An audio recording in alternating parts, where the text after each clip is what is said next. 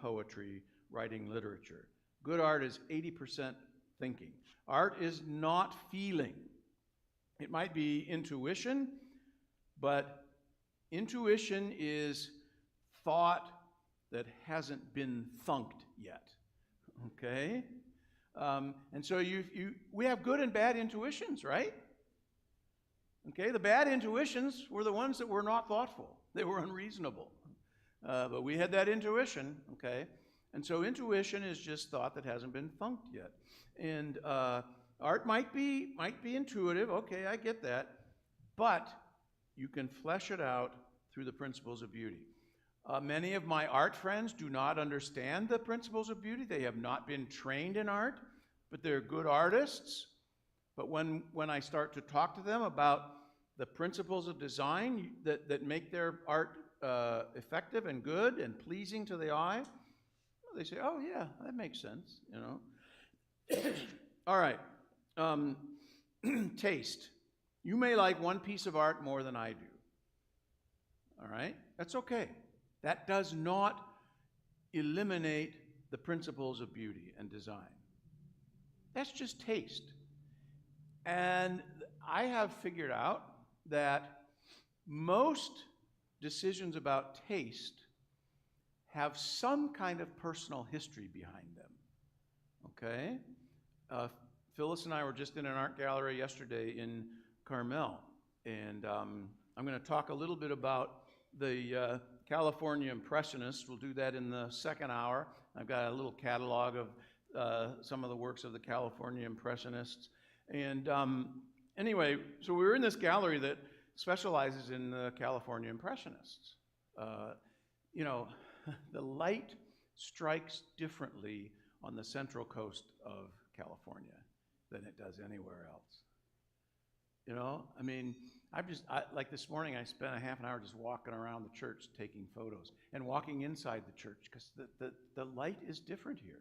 And these California Impressionists, they knew that. So we're going to talk a little bit about that.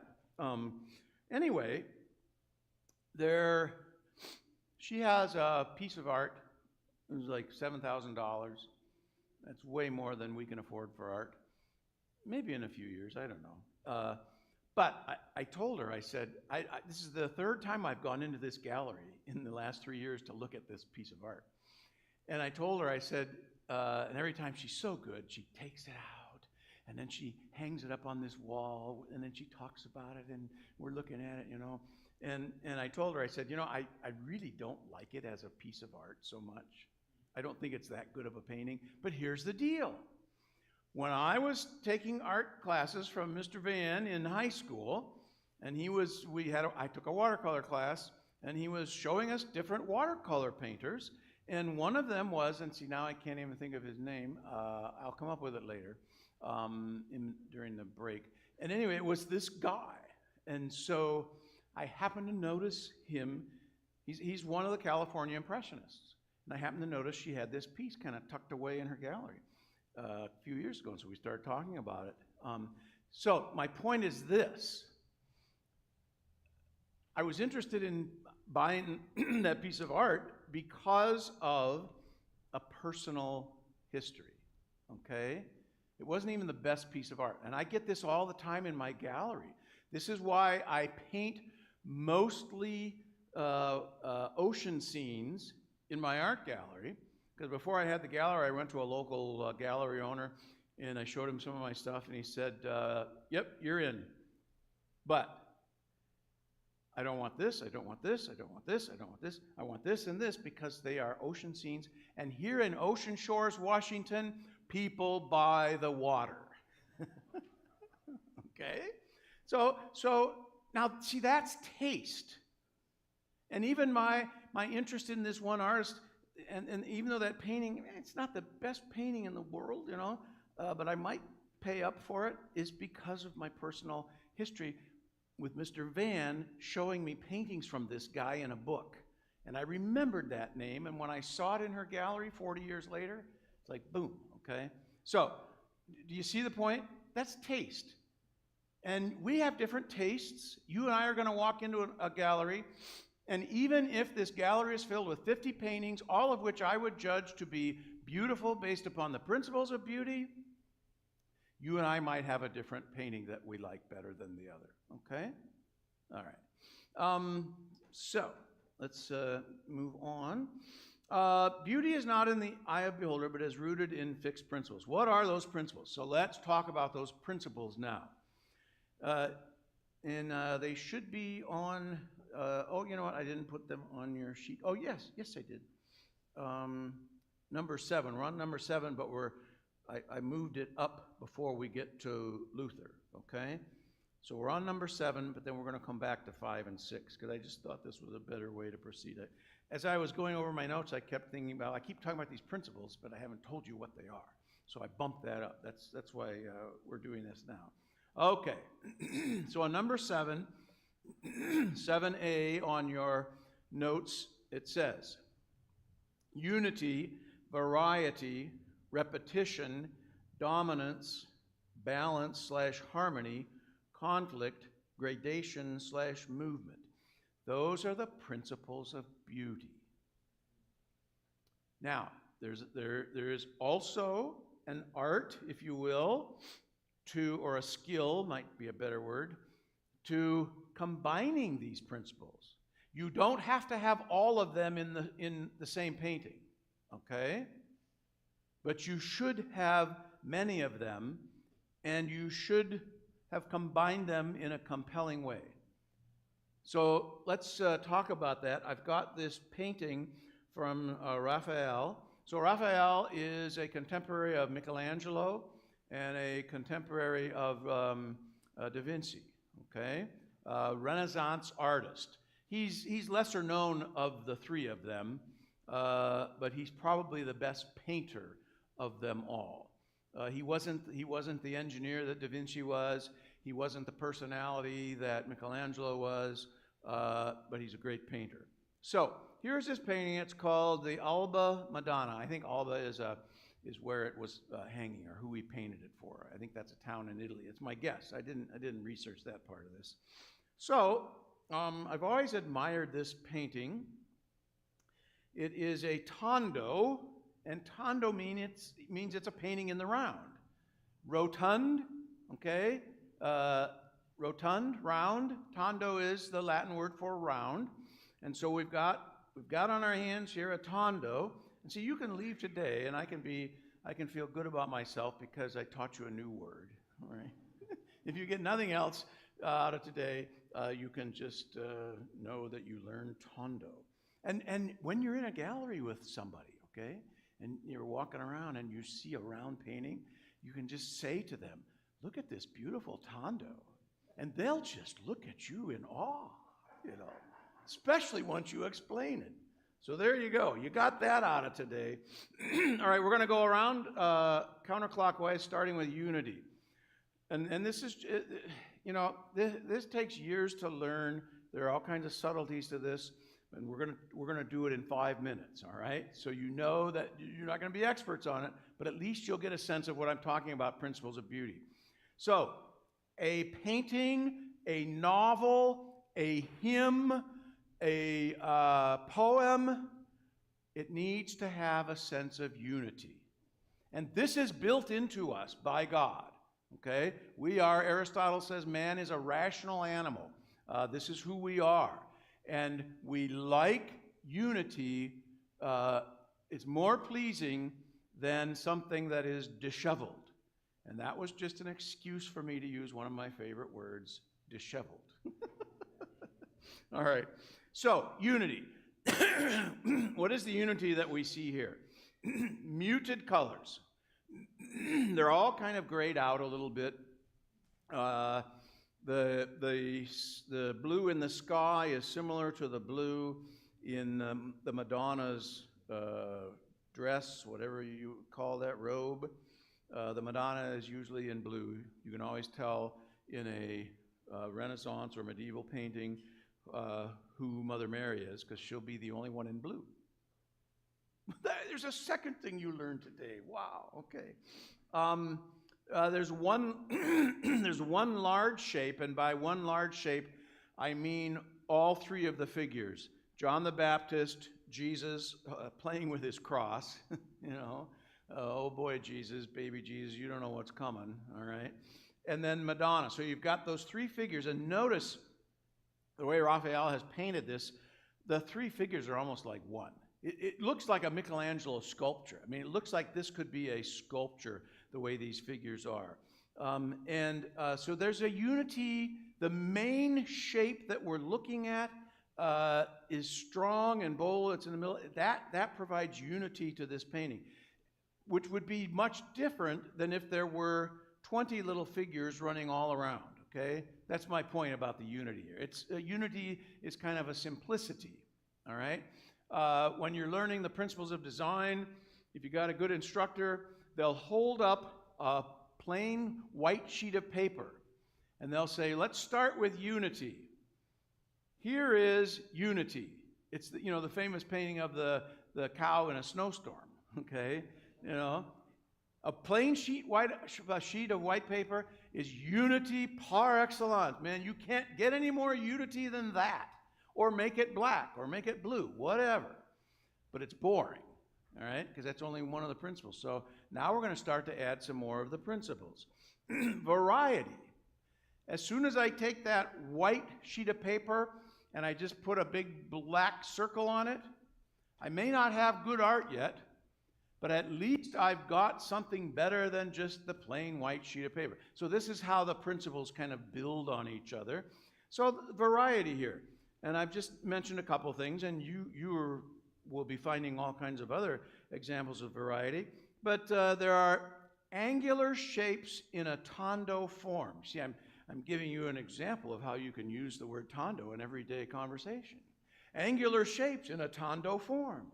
So notice from Mary's head down to John the Baptist's head, there's that oblique angle cutting across the painting.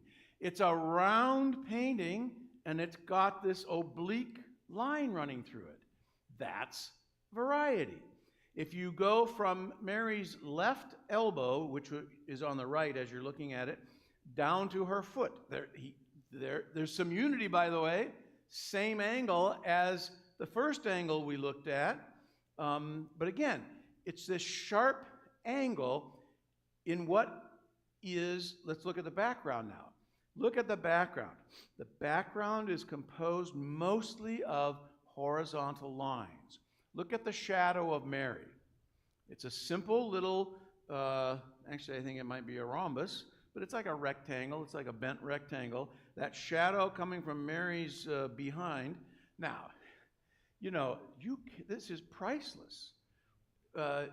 Did you think when you woke up you were going to hear somebody refer to Mother Mary's behind? It's the only way I could direct you to that, okay? So there's no extra cost for that, for this kind of enlightenment. But look at that shape. See, it's a little rectangle, dark shape, and it mimics, here's some more unity, it mimics the hedges. See the hedge straight up above it? There's another dark shape, okay? Same shape, only a little smaller. Variety in unity. And again, you don't have to learn these things and know these things to appreciate art, but it sure helps, okay? And it helps you to deepen your understanding of any given painting. And now let's talk about that middle range of the horizon back there. A bunch of horizontal lines, okay? And then, for a little variety, notice the mountains. The mountains are curved, and to the right of Mary, you've got a curve going back up the other way. Notice how the artist, Raphael, has chosen to use the mountains on both sides.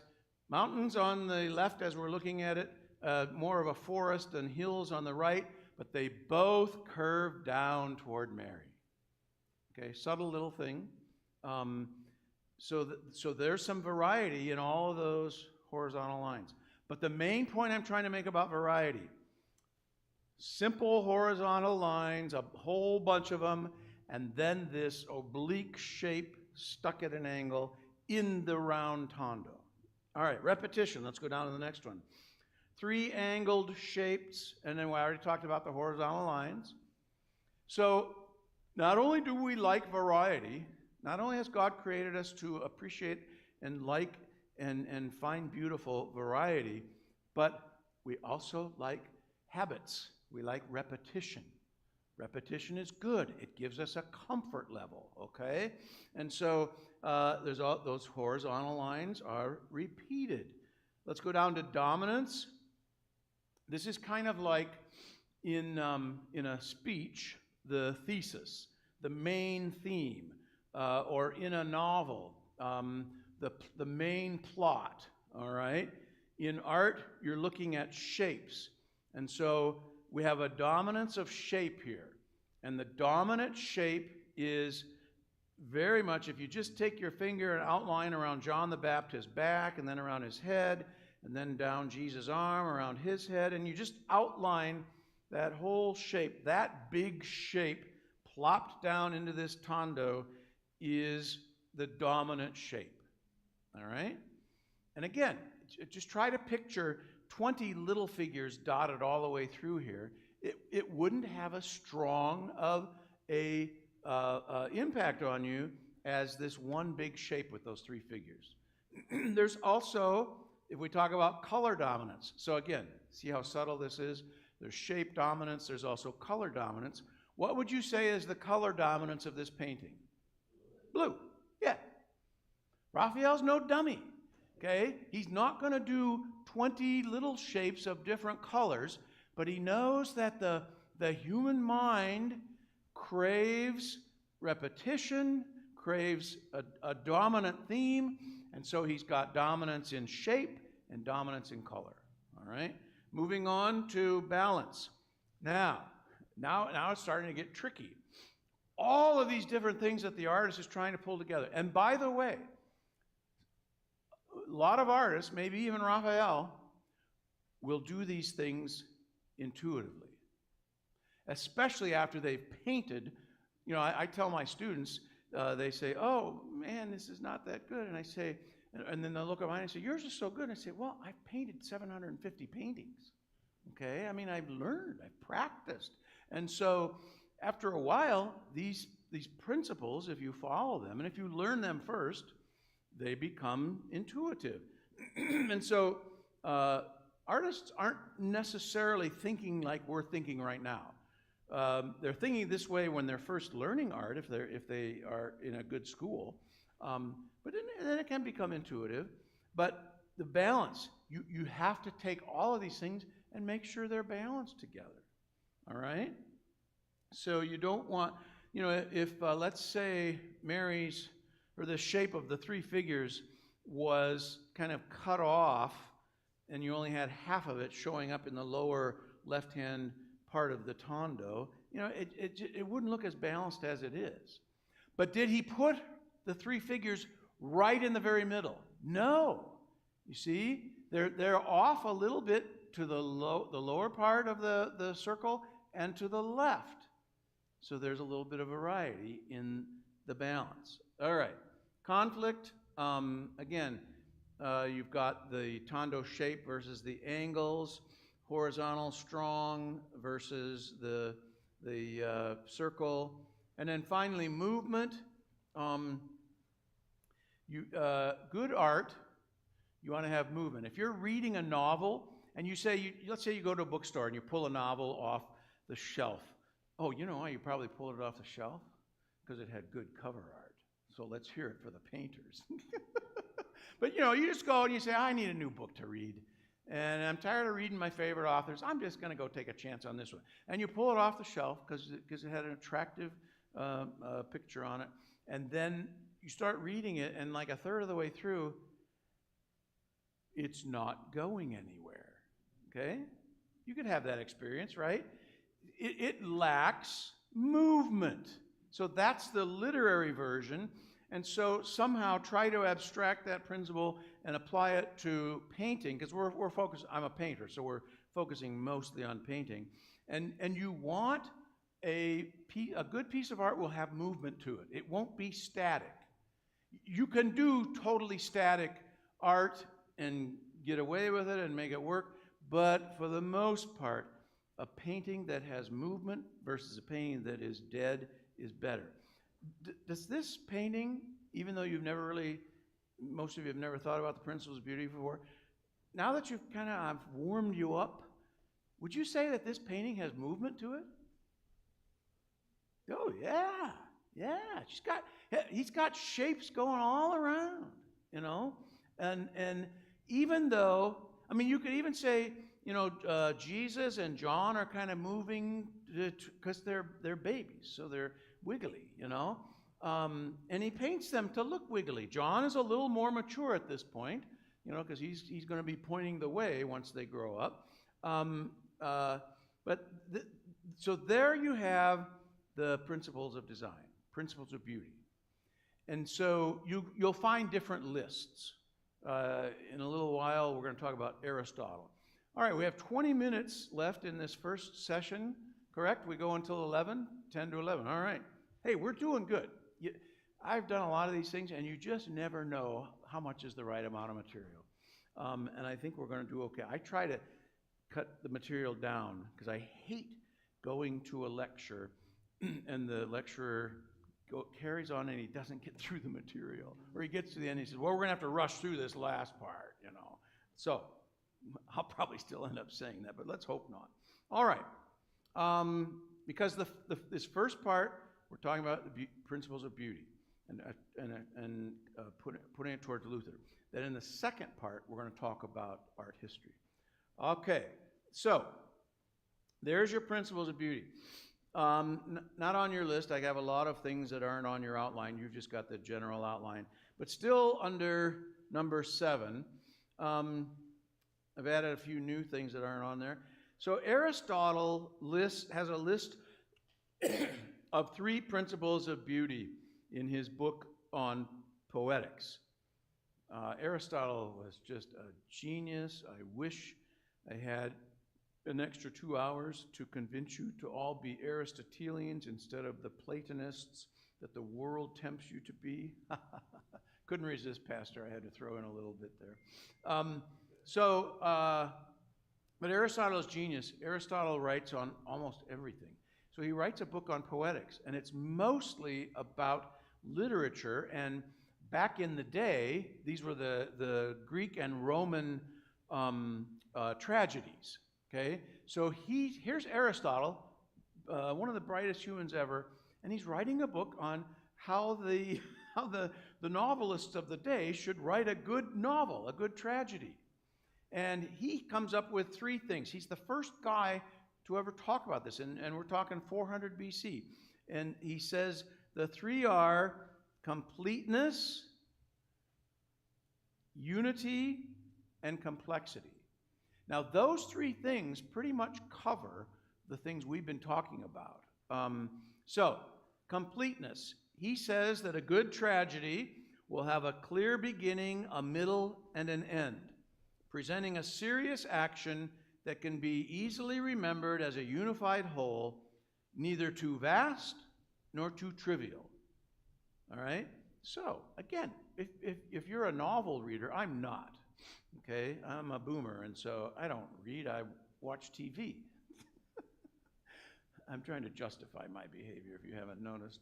I watch news, and I watch sports, all right? So if I'm not painting or landscaping or whatever, I'm watching news and sports. So the first of these 3 from Aristotle is completeness, beginning, middle, and end. Sounds simple, but if you pick that novel off the shelf again and you start reading it and you don't have the sense of beginning, middle, and end, you're going to be unfulfilled. I'm not sure where that novel was going. I'm not sure what the plot was, So, very simple thing. The second thing is unity. And again, he's talking about Greek tragedies. All events must be logically connected by necessity or probability with no irrelevant parts.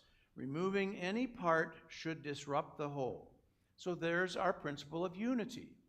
And if you look at Raphael's painting, it holds together so well. Imagine this. Imagine taking the little John the Baptist figure out of there. Now, if you saw this painting for the very first time without that, you'd probably still say it's a pretty good painting, but you can see how if you took that shape out of there, there would be a hole, okay? So he's just got everything working together here as an organic unity. And then finally, complexity. So Aristotle says unity and variety. He describes complexity. The best plots involve a reversal. It's like a, who was that TV detective where you started with the crime and then he unpacks it? Columbo, yeah. My mother loved Columbo. And she loved detective shows. And it took me about 50 years of my life to figure out, oh, my mother is a thinker, and that's why she liked detective shows. She liked watching, and especially Columbo, because you start with the crime, and then he somehow holds you for the whole 60 minutes. I didn't watch too many of them because I was out playing sports, but he holds you for the whole 60 minutes, even though you already know what the end is. It's brilliant. Whoever wrote those Columbo things, they probably read Aristotle, I'm sure. The best plots involve a reversal and recognition, a change from ignorance to knowledge, which enhances the emotional impact. So, even though we're rejecting the subjective and replacing it with the objective, the principles of beauty, along with Aristotle, we're not trying to take the emotion out of art. Art is very emotional. Good music is very emotional. You know, the charismatics say they don't like liturgical worship because it's the same all the time and the music isn't as emotional as their music. Well, they've never sung A Mighty Fortress on Reformation Sunday. You know, that is amazingly emotional, powerful, okay? My favorite hymn, Pastor, close your ears. My favorite hymn is Beautiful Savior. And then I got to seminary, and almost to a person, the seminary professors, at some point in the class, would mention Beautiful Savior and talk about what a terrible hymn it is, theologically. Okay, but man, the tune, I just loved that. All right, so where do these come from? Now we're on 7b on your outline. Nature. God created the universe with these principles in mind. Now, let's think about that statement for a moment. God created the universe with these principles in mind. Does God subject himself to principles of beauty? I don't know. I don't know the answer to that. I just know that God created the universe according to the principles of design. Or maybe in his creation, the principles of design show up. That's an interesting philosophical question. Does God have to submit himself to the principles of beauty? I don't know. He created the principles of beauty. Whatever. But the point is, they are in nature and they come from God. All of us identify similar explanations when we stand before a beautiful scene. I mentioned earlier driving through the Santa Lucia Mountains. I think there's even a viewpoint where you can see the rock at Morro Bay somewhere. I'm pretty sure I saw that. But my wife will tell you that I do see things. So, your wife too, huh?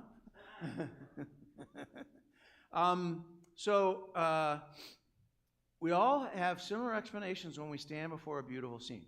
Has anybody ever been to the Glacier National Park? Okay.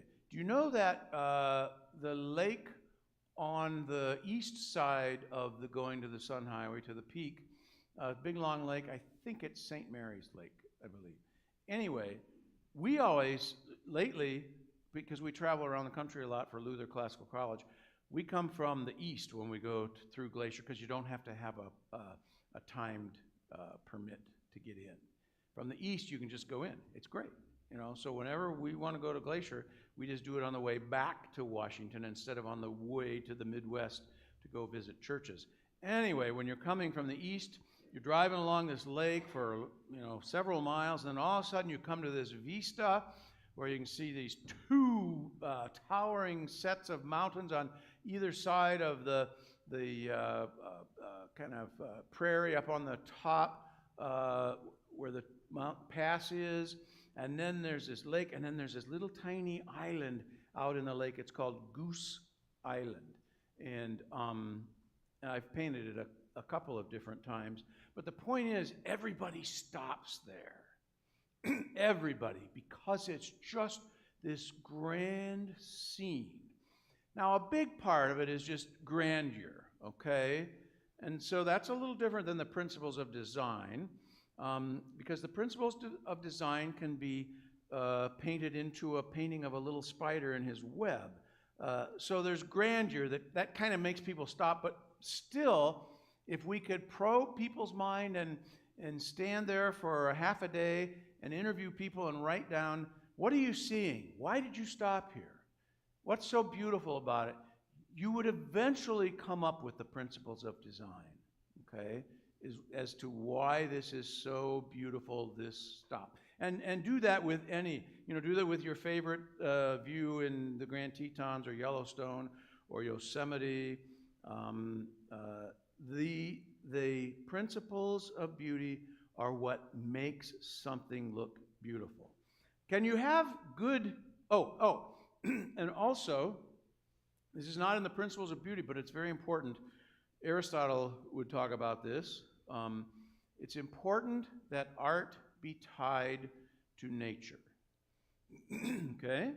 This is very, very important. Or be tied to a human figure. Raphael is painting primarily human figures there.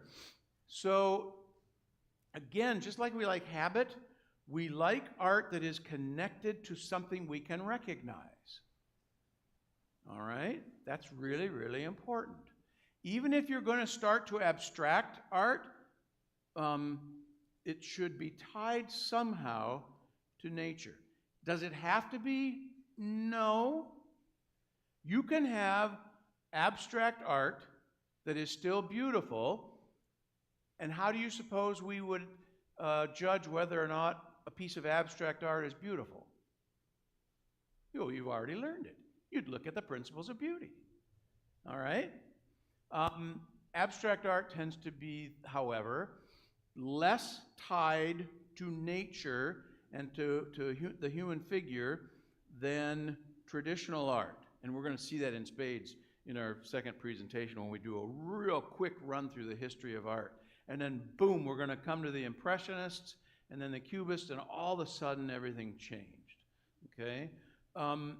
So you can have abstract art, but it is oftentimes just it's like a vacuum. It's just empty looking, far more empty looking than traditional art. We'll talk some more about that.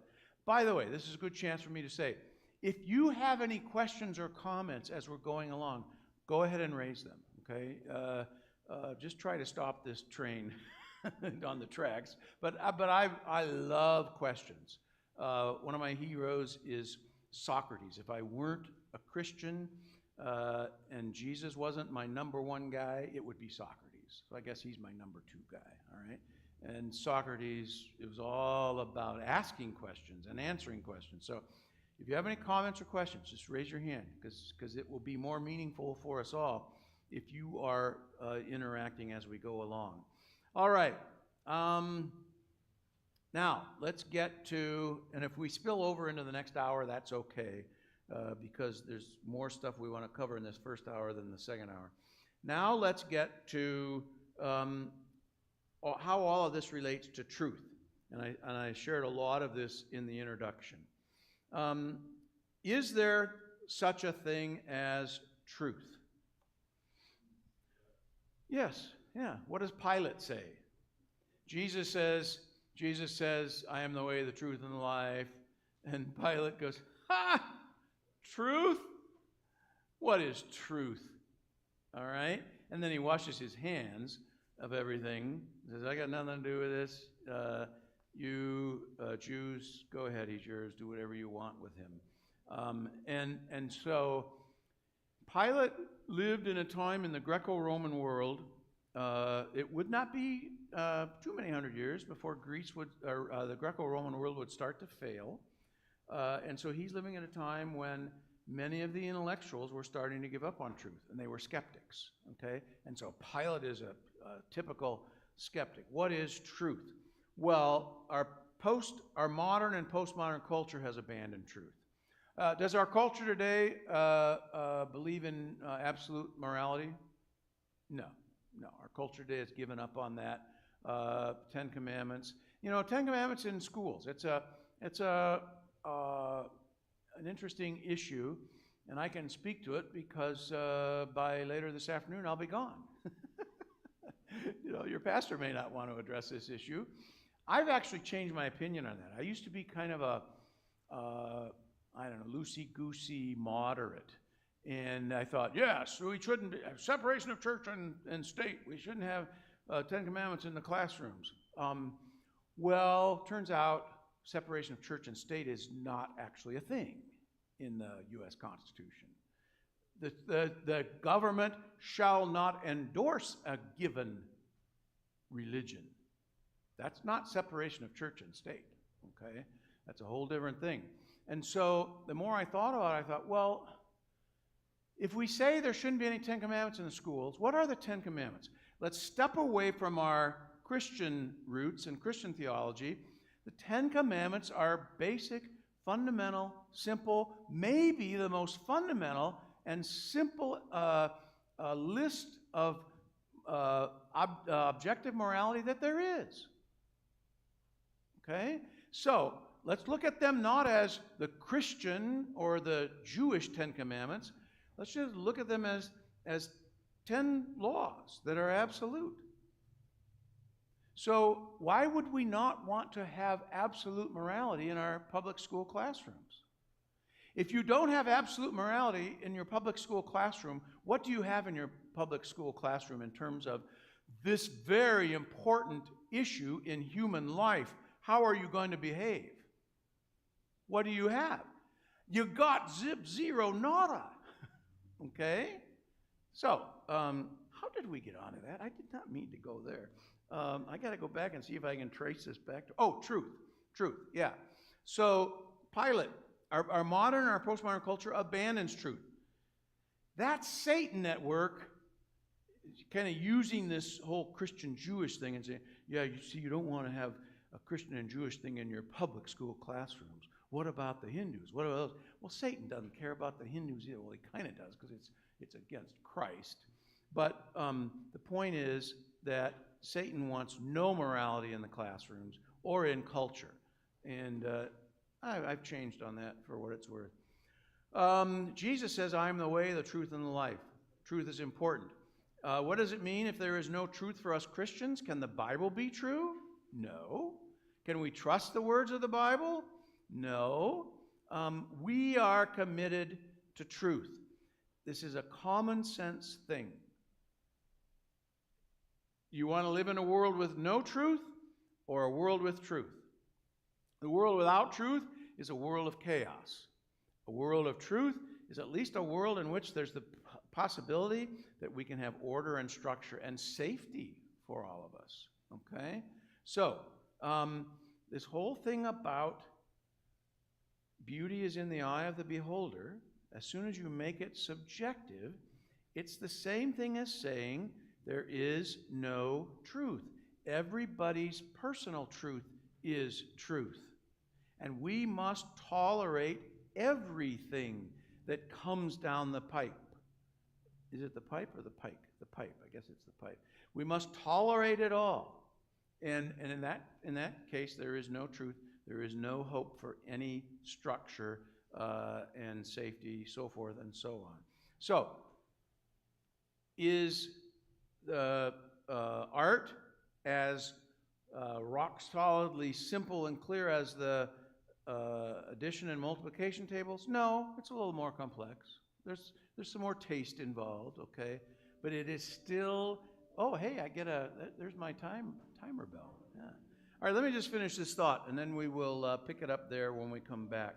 And so it is not quite as simple as the mathematical tables, but it ought not to be made subjective. There are principles of beauty. Any questions or comments on this first section before we take a break? All right, good. And I could have done that in 90 seconds because I did it 90 seconds last night at the table. Yes, question.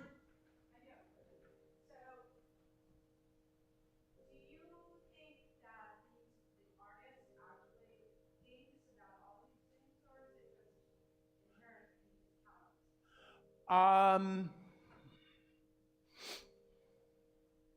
I suppose it like I had said earlier, I've had conversations with artists who have never heard of the principles of design, and they're good artists.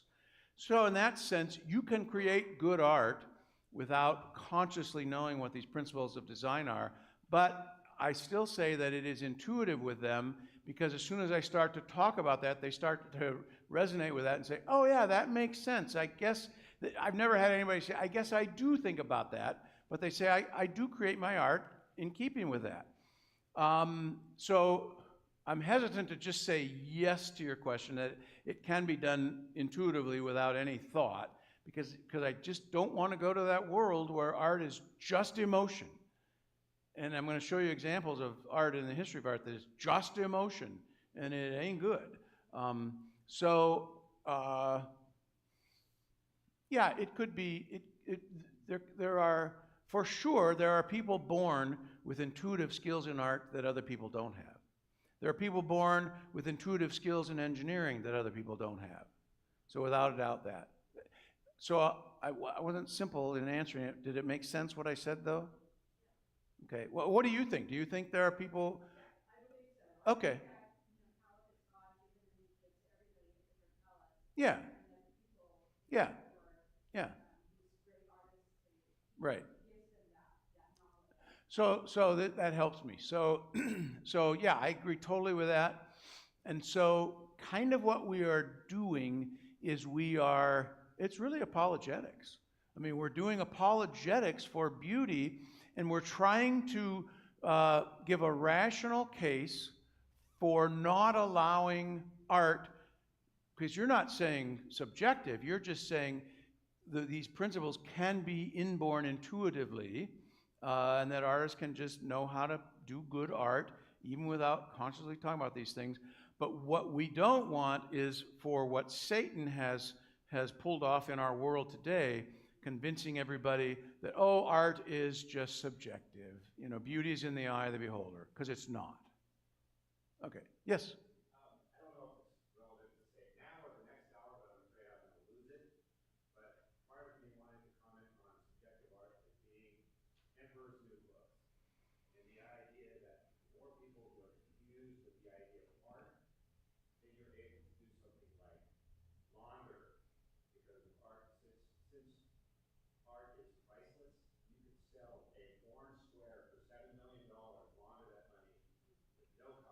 Yes. Yes. In my notes, in the next section, I'm going to talk about how Picasso, all of a sudden, everybody started going gaga over Picasso, and it was the art press, okay, and the art press at that time in the early 20th century was very liberal, and they wanted to embrace radical new things. And so all of a sudden, everybody is talking about how amazing this new artist is. Now, Picasso is an incredible drawer. I don't like to criticize Picasso because he's an incredible draftsman. But then he discovered this other stuff. Picasso is also an incredible salesman. And he started to sell his weirdo, bonkers ideas. But you are exactly right. There is definitely an element of the emperor's new clothes involved in what happened in modern art. But there is also an intellectual story to tell, and that's what we're going to tell in the next hour. Good point. Yes?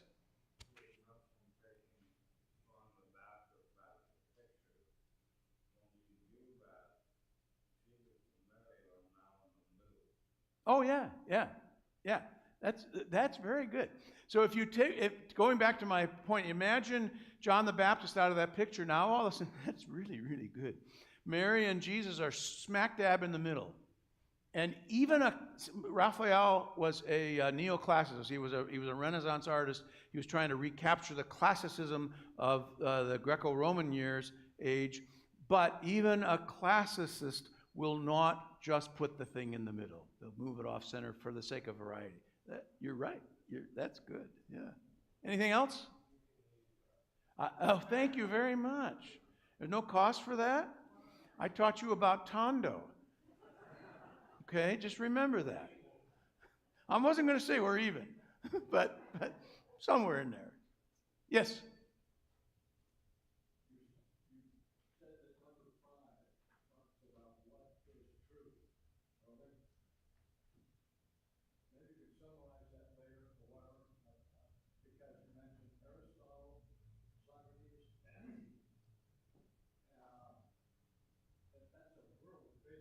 It is. Yeah.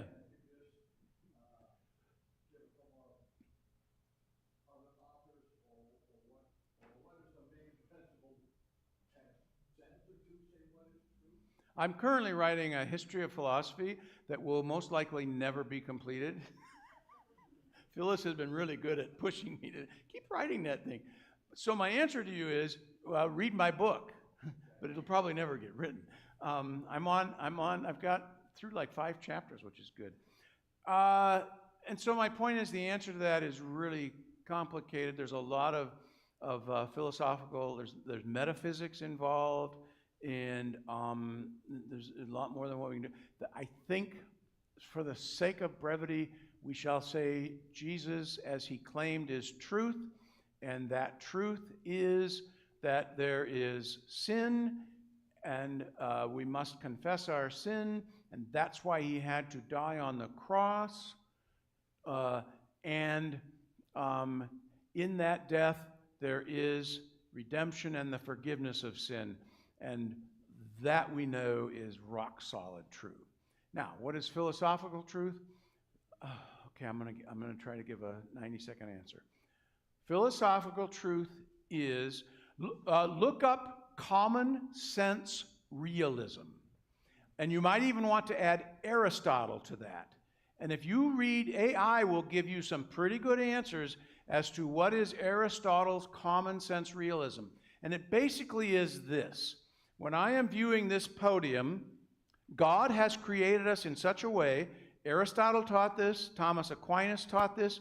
Luther did not teach this because he wasn't interested in metaphysics, but I believe that Luther understood this. When I look at this podium, I am actually perceiving the real podium in my mind. God has created my mind in such a way that I can capture the essence of what this podium is. And I have learned the English language, and I've learned that the word podium is what gets connected to things that look like this, okay? And this is why it's called common sense. I believe the best philosophy is this common sense realism, that as we go through life, through sense perception, see, Christians are actually, what's the term I'm looking for in philosophy? We are bound to sense perception, empiricists. Christians are empiricists. And so, as we go through life, we are actually able to perceive the world and to know the things we are perceiving, to categorize them. This is Aristotle. Aristotle created the whole biological thing of genus and species. You know a thing when you know what it's not, and compared to other things, we are able to know the stuff around us. Everybody knows that, you know. When we go into the break, and if I say to somebody, hey, can you hand me that cup?